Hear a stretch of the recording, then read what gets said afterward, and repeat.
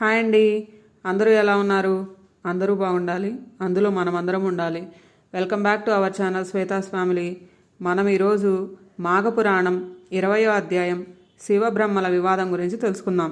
కృష్ణ మద మహర్షి మరలా ఇట్లు పలికెను: శ్రీ మహావిష్ణువు తత్వమును మహత్యమును వివరించు మరి ఒక వివాదమును వినుము. బ్రహ్మ రజోగుణ ప్రధానుడు, శివుడు తమోగుణ ప్రధానుడు. వారిద్దరూ ఒకప్పుడు ఎవరికి వారు తానే ప్రధానుడని అనుకునిరి. సర్వలోకకర్తను, దేవతలకిష్టుడైన అధిపతిని నేనే, మరి ఒకరు నాకంటే ఉత్తములు లేరని ఎవరికి వారే తలచిరి. ఎంతకాలం గడిచినను వారి వివాదం ఆగలేదు. కాలము గడుచుచునే ఉన్నది, వివాదము పెరుగుచునే ఉన్నది. ఇట్లుండగా వారి ఎదుటనొక మహారూపము సాక్షాత్కరించెను. ఆ రూపము అనేక సూర్యుల కాంతి కలిగి తేజోమయమై ఉండెను. అనేకములైన ముఖములు, నేత్రములు, బాహువులు, పాదములు కలిగి సర్వవ్యాప్తమై తనకు తానుగా జనించి సర్వతో వ్యాప్తమై ఉండెను. దివ్యము, మనోహరము, అనంతమగు ఈ రూపము శ్రీ మహావిష్ణువు రూపమని వారు గ్రహించిరి. సర్వము ఆ రూపము నందే వారు చూచిరి. బ్రహ్మ, శివుడు ఆ రూపము చెవులలో ఉండిరి. ఈ విచిత్ర మనోహరమైన అనంత రూపమును చూచి శివబ్రహ్మలిద్దరును ఆ రూపము తుది మొదళ్లను చూడదలిచిరి. ఆ రూపము యొక్క ఆద్యంతములు ఎరిగిన వారే తమ ఇద్దరిలో ఉత్తమునని తలచిరి. ప్రయాణమైత్రి. 4 దిక్కులను 4 దిక్కులను క్రిందను పైనను చిరకాలము సంచరించిరి. ఆ రూపమునకు మొదలు గాని చివరు గాని చూడలేకపోయిరి. తాము ఇద్దరము దాని కనుగొనటకు ఆసక్తులమని గమనించిరి. అప్పుడు ఆ రూపము ఇట్లు తలచిరి: ఈ పురుషుడే జగత్కర్త, సృష్టిస్థితి లయకారకుడైన కాలస్వరూపుడు, గుణాధికుడు, గురువు రక్షించువాడు, సర్వేశ్వరుడు, స్వయం ప్రకాశుడు, సర్వప్రాణులయందు నివసించువాడు, సర్వప్రాణులను తనయందే నిలుపుకొనివాడు. మనము వీని కంటే అధికులము కాము, మన వలన ఏమీ జరుగుటలేదు. ఇట్టి యథార్థ పరిజ్ఞానము కలిగి శ్రీ మహావిష్ణువును ఇట్లు స్తుతించిరి: అనంతమూర్తి, సర్వాద్యము, సర్వాధారము, అనంత ప్రకాశము, సర్వమనోహరము అయిన నీ స్వరూపమునకు మాకు మరింత ప్రత్యక్షమునట్లు చేయుము. సర్వాత్మక, సర్వేశ్వర, సర్వప్రాణి నమస్కృత అనుగ్రహించుము. నీవు సర్వకర్తవు, భర్తవు, నీ తేజమునంతయు నీనందరికీ అన్నిటినీ ఇచ్చువాడు, సర్వస్వరూపుడవు, సర్వవ్యాప్తరూపుడవు అనుచు ఇట్లనిరి: హే విష్ణోనంతమూర్తే తవగణ నిఖిలాకారమాద్యస్వరూపం, సర్వాధారం సురేశం దినపతి హతభూకోటి సూర్యప్రకాశం, అవాభ్యాం మత్రిదృష్టం సకలముని మనోవాసామబ్జాయతాక్షం, చిద్రూపం స్వాత్మశక్తాకురు నిఖిల గురో సర్వరూపం త్విదానం. నమస్తే విశ్వాత్మాన్ విధిహర సురేంద్రాది విబుధై త్రయీ శాస్త్రాలసై నిగదితన వ్యాఘ్రాంబుజయుగం, పరం మంత్రయంత్రం పరమపదబీజం జ్వలతయః, ససాక్షాత్స్వరూపం వ్రజతి తవ దేవేశ సతతం.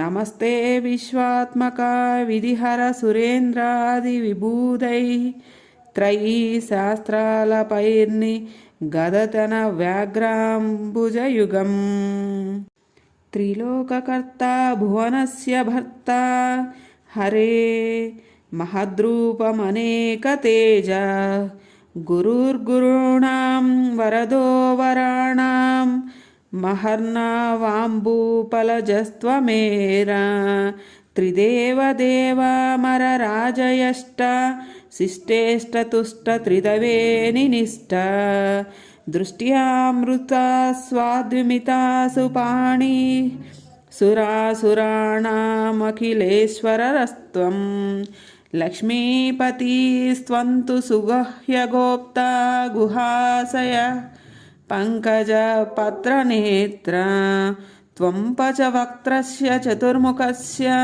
చరాచరేషు భగవన్నమస్తే.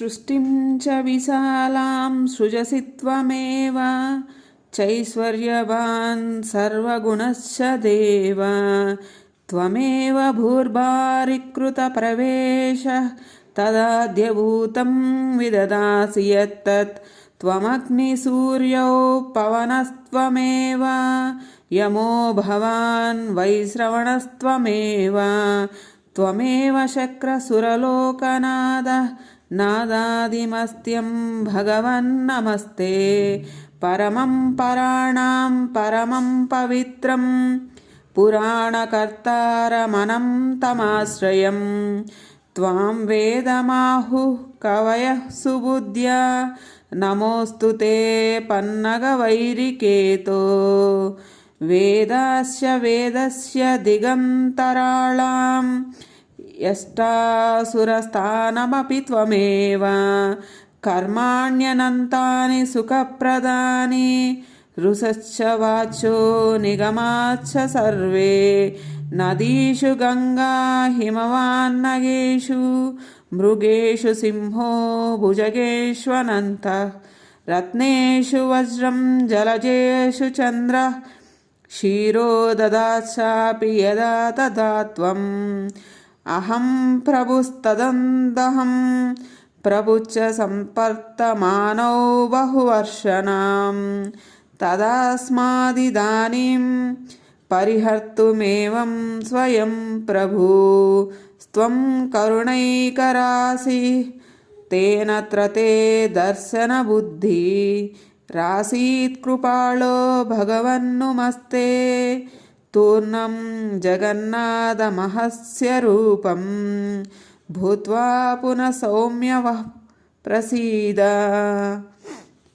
ఇట్లు శివుడు బ్రహ్మ చేసిన స్తుతిని విని శ్రీ మహావిష్ణువు ప్రసన్నుడై సహజమైన సౌమ్య స్వరూపముతో వారికిట్లనెను, బ్రహ్మేశ్వరులారా, మీరిద్దరును చిరకాలము వివాదం పడుచుండచటే మీ వివాదమును నిలుపుటకే నేను ఇట్టి విరాట్ రూపమును ప్రదర్శించుదిని. మీరును నా విరాట్ రూపమును గమనింప అసక్తులై మానసిక వికారమును విడిచి ప్రశాంత బుద్ధులై నన్ను స్తుతించిరి. మీ వివాదమునకు కారణమును నేనెరుగుదను. ఆ వివాదమును ఎవరూ పరిష్కరింపలేరు. సత్వరజస్త మగోణమును ప్రకృతి వల్ల కలిగినవి. ఆ గుణములకు లోబడిన వారికి యథార్థము తెలియదు. సత్వగుణము నిర్మలము, స్వయం ప్రకాశకము, అనామయము, సుఖసంగముచే దేహిని బంధించును.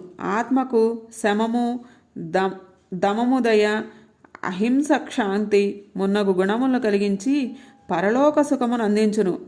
పరమేశ్వరాసక్తిని కలిగించును. రజోగుణము రాగాత్మకమై ఆసక్తిచే ప్రబలమగును. జీవికి కర్మాసక్తిని కలిగించును. అనగా పరమాత్మ స్వరూప జ్ఞానమును కప్పి ఇహలోకమునకు చెందిన ప్రయోజనములను కలిగించు పనులయందు ప్రవర్తింపచేయును. తమోగుణము అజ్ఞానముచే కలుగును. ఇది జ్ఞానమును పోగొట్టి మోహమును పెంచును. దీనిచే పరమాత్మ జ్ఞాన ప్రయత్నములు వెనకబడును. దీనివల్ల ప్రమాదము కలుగును. ప్రమాదము అనగా చేయవలసిన దానిని మరచుట. ఆలస్యము అనగా చేయవలసిన కార్యమును తెలిసినను శ్రద్ధ సరిగా లేకపోవుట. శ్రద్ధాలోపముచే కార్యనిర్వహణ శక్తి లేకపోవుట జరుగును. నిద్ర అనగా నీ అజ్ఞానముచే చేయవలసిన దానిని విడి నిద్రించుట. కామున ప్రమాదాలస్య నిద్రలు తమోగుణ జనితములు. జీవి గుణత్రయబద్ధుడు కాక పరమాత్మ చింతన చేసిన మంచిది. నేను దీనిని పొందితిని, దీనిని పొందగలను, నేను చేయగలను, నాకెవరునూ సాటి, ఇట్టి బుద్ధి ఆలోచన రజ తమోగుణముల ప్రభావము. మీకును ఈ గుణ ప్రభావం వల్ల వివాదము కలిగి పెరిగినది. మొట్టమొదట అంతయు చీకటిగా ఉండనది. పంచభూతములప్పటికి ఏర్పడలేదు. అప్పుడు నేను సృష్టి చేయుటకై మొదట బంగారపు ముద్ద వలె ఉంటిని. తర్వాత నవయవములు ఏర్పడినవి. తరువాత మన ముగ్గురము ఏర్పడితిమి. మన ముగ్గురము సృష్టిస్థితులయలముకు కర్తలమైతిమి. బ్రహ్మ సృష్టికర్తగను, నేను పోషణికనుగను, శివుడు లయకర్తగను, మనము ముగ్గురు అయితే. కావున ఒకే దాని నుండి వచ్చిన మనకు మొదట భేదము లేదు కదా అని బ్రహ్మకు, శివునికి శ్రీ మహావిష్ణువు తత్వమును స్మృతికి తెచ్చెను. మరియు బ్రహ్మతో ఇట్లనెను, బ్రహ్మ, నీవు స్వతంత్రుడవు, నిగ్రహానుగ్రహ సమర్థుడవు, సర్వప్రాణులను సృష్టించిన వాడవు, దేవతలకు ప్రభువు, వేదములకు స్థానము, అన్ని యజ్ఞములకు అధిపతివి. సర్వలోకములకు సంపదనిచ్చువాడువు. స్వశక్తి తోడనే పరమాత్మ యోగము నందినవాడువు. సర్వరక్షకుడవు. నానాభి కమలమందు బాలార్కుని వలె ప్రకాశించువాడువు. మనకు భేదము లేదు. ఏకత్వములోనున్న నేనే అనేకత్వము నందితిని. మనమిద్దరము ఒకటే. నీవును నా వల్లే సమస్త దేవతలకు పూజనీయుడు అని బ్రహ్మ మనసునకు నచ్చునట్లుగా తత్వమును బోధించను అని గృష్ణమద మహర్షి జహ్నమునికి విష్ణు సర్వవ్యాపకత్వమును వివరించను. 20వ అధ్యాయం సమాప్తం.